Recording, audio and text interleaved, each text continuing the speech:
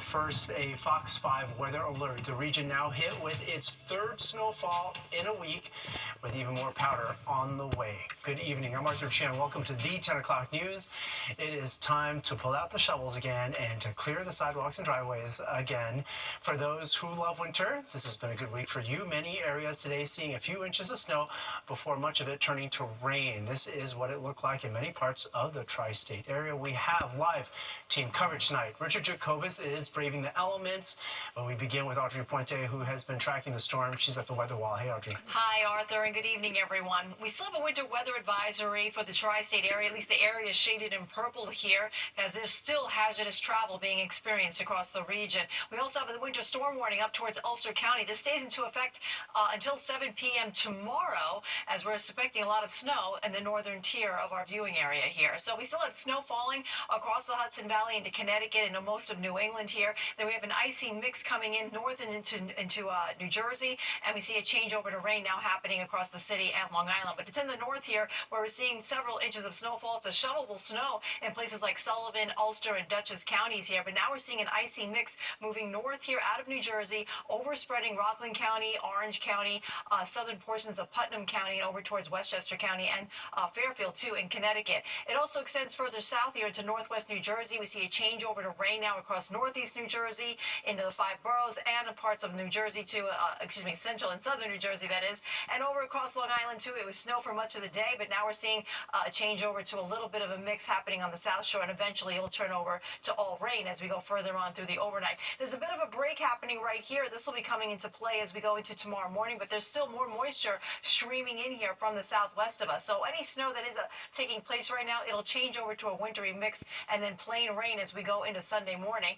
We are expecting ice accumulations, too, up to 2/10 of an inch, maybe even a quarter of an inch possible across parts of the region here. Hazardous travel across the area tonight as well as into the early part of tomorrow. And we're expecting it to turn very windy behind the system as we go into Sunday night. More details on that coming up. Arthur? All right, thank you, Audrey. As Audrey's been saying, there's a line under which it's been turning to rain, above which it has been sticking to the ground. Richard Jacobus is live in Armonk. He's just above that line. Richard, how is it looking where you are? It's already turning over to rain, Arthur. Another Saturday night, another snowstorm. And yes, with this rain comes folks staying home because they're fearing that the roads are going to be slick. And yes, they were a little bit slushier than slick tonight, but it still kept people off the roads and staying home. We'll take a look at some video from earlier because the plows were still out, moving all that slush around and clearing the parking lots here in Armonk. Traffic was pretty light on the roads. There was also the shoveling of the sidewalks, and most businesses closing up early, including the ice cream shop in town. Saturday night is arguably the busiest night for restaurants. From 5 p.m. to well past 10 p.m. You can't get a table at Fortina, an Italian restaurant here in Armonk on a normal Saturday. But tonight, most tables sat empty. Manager says they plan to close up by 8 o'clock because they simply had no business.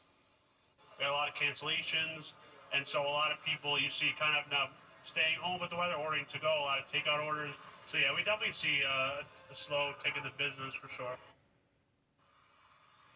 As for those who have experienced a few snowfalls so far over the past 6 weeks, including us, some say it's not enough. Bring on the blizzard. Others are ready to fly south, at least for the rest of this winter. I'm done with the snow.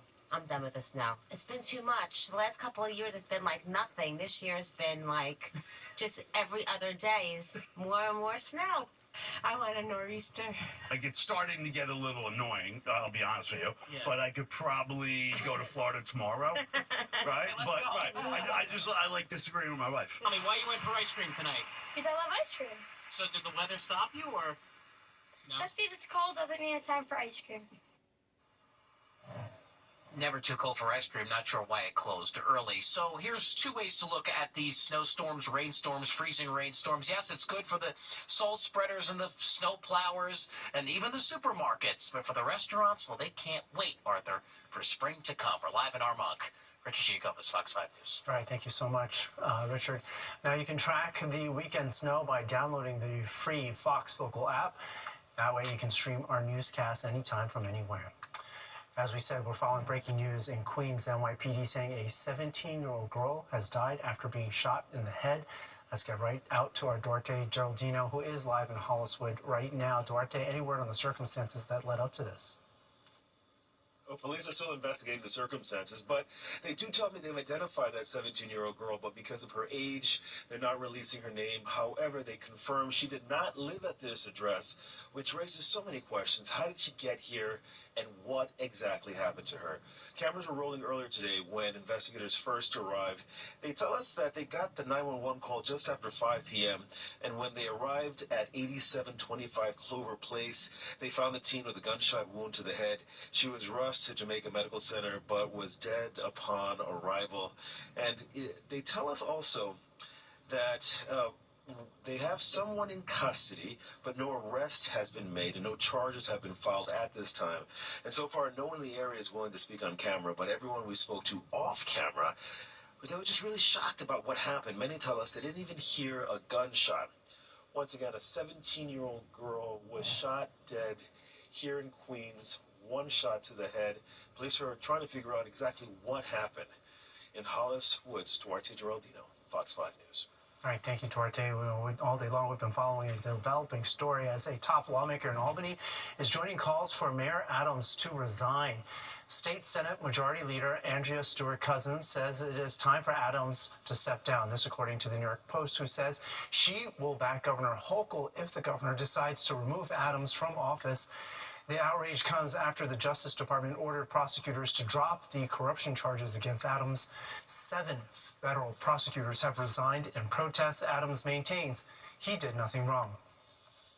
The office of the mayor, meanwhile, responding to this, saying in part, quote, "We must put this difficult episode behind us so that trust can be restored. New York can move forward and we can continue delivering for the people of this city." Meanwhile, Mayor Adams is expected to sue the Trump administration to get back more than $80 million in federal funding taken from the city's bank accounts earlier this week by Elon Musk's Department of Government Efficiency.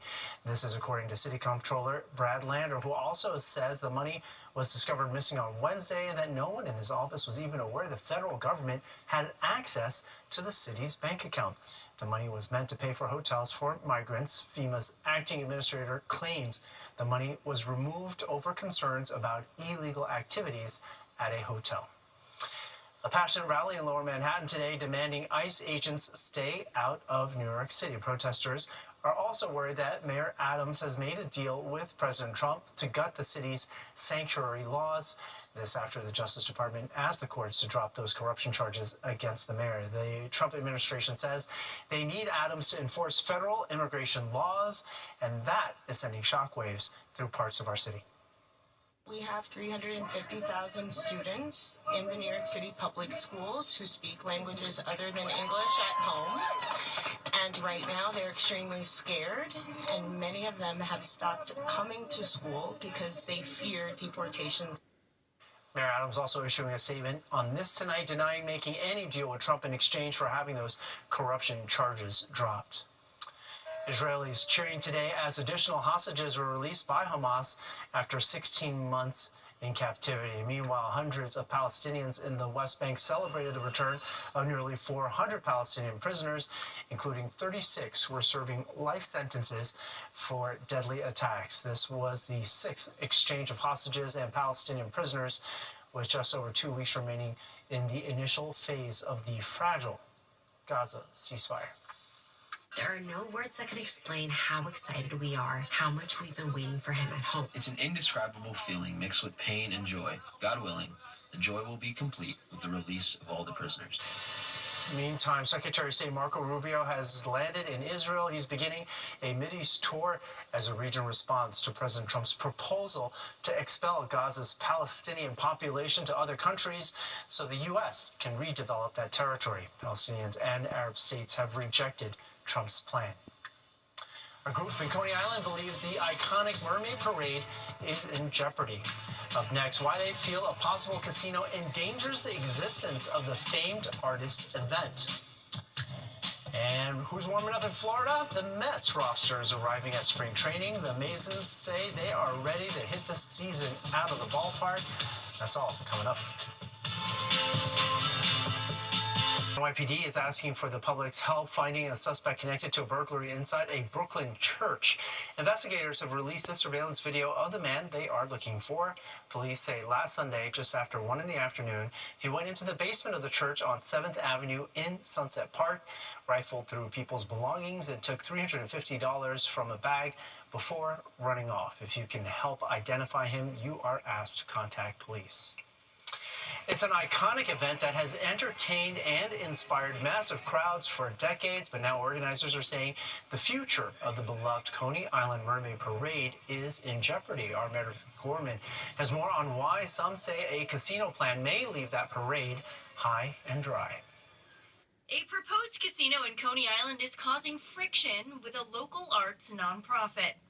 Coney Island USA, which puts on a variety of events, held a mock funeral Saturday for what they're calling the most likely death of one of their iconic, long-standing traditions every year, the Mermaid Parade, if this casino gets built. The Mermaid Parade is the nation's largest art parade and is produced every year by this nonprofit. The disruption from the construction of a 20-story casino building that surrounds us and a 40-story building located directly across the street would literally decimate any and all foot traffic on the entire south side of Surf Avenue.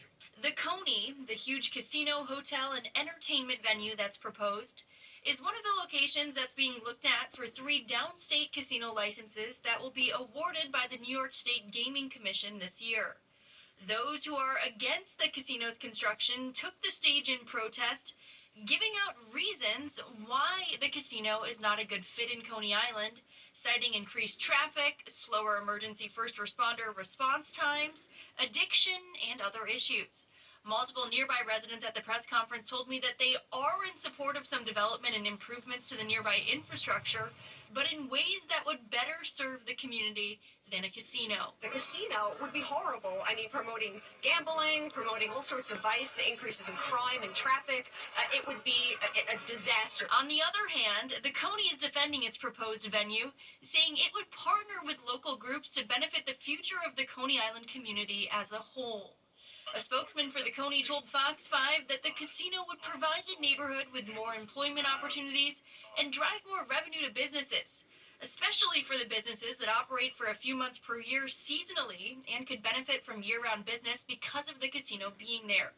He also said it wouldn't affect the Mermaid Parade. The protest in and of itself, I'm a little baffled by, because we support the Mermaid Parade and would love to be able to be a part of helping it grow through sponsorships or through the leveraging the $200 million that we've set aside for the community. The Mermaid Parade this year is set for June 21st. Reporting from Brooklyn, I'm Meredith Gorman, Fox 5 News. Saw it snowing there. It's turned to rain at this point. Audrey Puente's got the forecast for us. Hi, Audrey. That is true, Arthur. We're already seeing rain overspreading much of the region here. Off to the north, though, we still have some patches of snow, and an icy mix is also being found. Now, temperatures definitely cold enough to sustain all of those elements because we've had readings that were close to the freezing mark. The high temperature in Central Park made it to 35 degrees. That was at about 2:15 earlier this afternoon. That's below average for this time of year. We're going to stay there, it looks like, for the majority of the upcoming week. The exception, actually, will be tomorrow. Right now we're at 34 in the city. It's 32 in White Plains. Same number in Bridgeport. We're at 35 in Islip, 38 down in Belmar. But off to the north where it's still in the 20s, that's where we're seeing snow in places like Poughkeepsie and Monticello. All of these temperatures, though, are warmer than they were at this time yesterday, and they're actually going to be rising as we go through the overnight hours and into tomorrow as well. Our winds, they're relatively light, but they'll be picking up in speed as we go into tomorrow afternoon and into the evening. Right now, they are just enough to give us a bit of a chill, so it's feeling like the 20s across many spots. In fact, it feels below freezing across the region with a wind chill of 16 right now over towards Monticello. So we're tracking snow, we're tracking sleet and rain across the region. A lot of it has been pushing further northward, so we still have snow up in the Hudson Valley, but now we can see a line of icing happening across that part of the region as well. It's mainly rain now for the city and most of Long Island, as well as into central and southern New Jersey. That will continue to be the trend overnight tonight. In fact, we're going to see a lot of the snow shift northeast here into New England, and we'll wake up with mainly rain across the tri-state area. There's a swath of moisture, though, still headed in our direction here. They're going to see some severe weather across the southeastern states from this cold front, and this area of low pressure will be coming into our direction here overnight, and it really doesn't move offshore until tomorrow afternoon, so we're still going to have wet weather right through your Sunday. It's not until Sunday, late in the day, early evening, that's when we'll see this drier weather begin to work into the region. All right, so look at our futurecast. We'll play it all out for you here, and we'll see the snow kind of retreating back into New England. That icy mix also moves further northward. We're going to be left with rain across most of the region, and that's how we'll wake up on our Sunday. We'll have rounds of rain coming through here. We'll get a little bit of a break in the late morning, but then that front starts to march eastward, and out ahead of it, we'll see some more rain coming in here by lunchtime. Could be pretty moderate, too, at times, and maybe even hear a rumble of thunder. Interestingly enough, temperatures are going to rise significantly tomorrow. We're looking at high temperatures in the 50s before this cold front sweeps everything out to the east. Now, behind the front, it turns much colder. You can see the snow developing behind it because a very cold Arctic air mass will work in behind that front, and it will also turn very windy, giving us a big winter chill as we go into Sunday night and right into the beginning part of next week. Now, with all the winds that are going to be in play, the National Weather Service is forecasting a high wind warning. They'll actually have it it'll be in effect tomorrow night right through Monday night in the areas shaded here out towards Long Island, the city, Connecticut, and the Hudson Valley. This is where we could experience wind gusts up to 60 miles per hour. Across New Jersey, high wind watch, wind gusts there, 50 miles per hour. So tomorrow we're going for a high of 53 degrees. That'll feel nice, but it will be a blustery and windy, wet day. And then we'll turn much colder on Monday. It's still windy, so that high of 34 will feel like 24, and it stays cold through the week, setting us up for another snow event on Wednesday night. Arthur? All right, but of course. All right, thanks so much, Audrey. Well, after that, try to forget about the snow, and if you want to, you can start dreaming about summer because the Mets have star power, and they are ready to hit the diamond. We're taking you down to training camp in Port St. Lucie, Florida. The latest Hollywood and celebrity. If this winter weather is wearing thin on you, maybe you can consider heading down to spring training in Florida. Fox 5's Tina Servasio is there and shows us who's already taking the mound for the Mets. Mets position players report tomorrow, so that's when the focus will turn to Juan Soto. But for the last 4 days, Mets pitchers and catchers have been working out to prepare for 2025. And with a healthy Kodai Senga back in the mix in a 6-man rotation, the Mets plan on pitching deep into October. We know that teams are going to come after us. We got to be ready. We will be ready, and that's what I'm excited. On Saturday, a healthy Kodai Senga was on the mound facing live batters inside the main ballpark at Clover Park in Port St. Lucie. He looked good. I think his first pitch was mid-90s, so he's feeling pretty good, and want to see him healthy throughout spring. He's a big part of his team. We need him, and hopefully he can be healthy all year for us. He's in a good place. He's feeling really good. He had a good off season, worked really hard. We had some people visited with him in Japan, meant a lot to him. It's exciting. He's a huge part of this team, and definitely in that rotation. And if he's healthy, that's a good thing for us. Fresh off signing a new 3-year contract, Sean Manaea is back. The lefty went 12-6 with a 3.47 ERA in 32 starts in his first year with the Mets, including a career high in innings pitched and tying a career high in starts. All the work I've been putting in the last couple of years, just kind of everything finally came to a T, and just surrounding myself with good people, and I think everybody here has done an incredible job, and then I just kind of instilled more confidence in myself, and ultimately ended up having a great year. And another unique aspect to the Mets rotation, the addition of former Yankees reliever Clay Holmes, reunited with Carlos Mendoza for when he was the bench coach with the Yanks. As soon as we signed him, he got on the same page with Jeremy Hefner in our pitching department to kind of go through the whole process, and he put himself in a really good position. He's continuing his build-up. We know what he can do. And all of baseball knows what Juan Soto can do. By the way, he will be reporting here tomorrow for his physical. Reporting in Port St. Lucie, Florida, home of Mets spring training, Tina Servasio, Fox 5 News. Man, poor Tina had to wear short sleeves today. Well, still to come, another check of the forecast that Tina's missing out on, as well as the next winter storm that's on the horizon.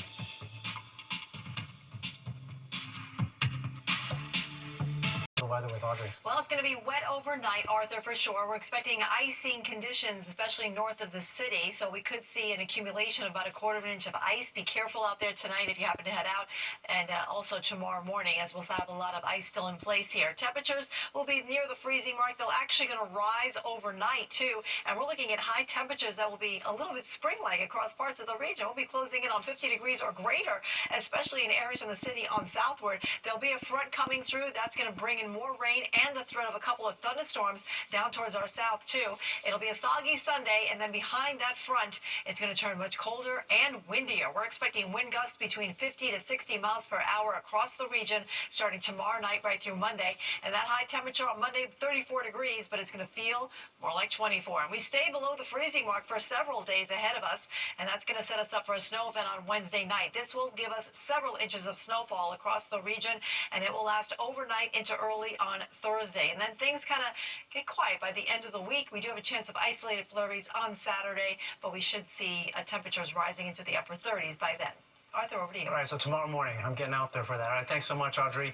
That does it for us tonight. If you've missed any part of the 10 o'clock news, you can always catch an encore on our free streaming app, Fox Local. Just scan this QR code that we're putting on your screen and download the free Fox Local app on your phone, where you can then stream our newscasts anytime, anywhere you are. Stay warm, and see you tomorrow night.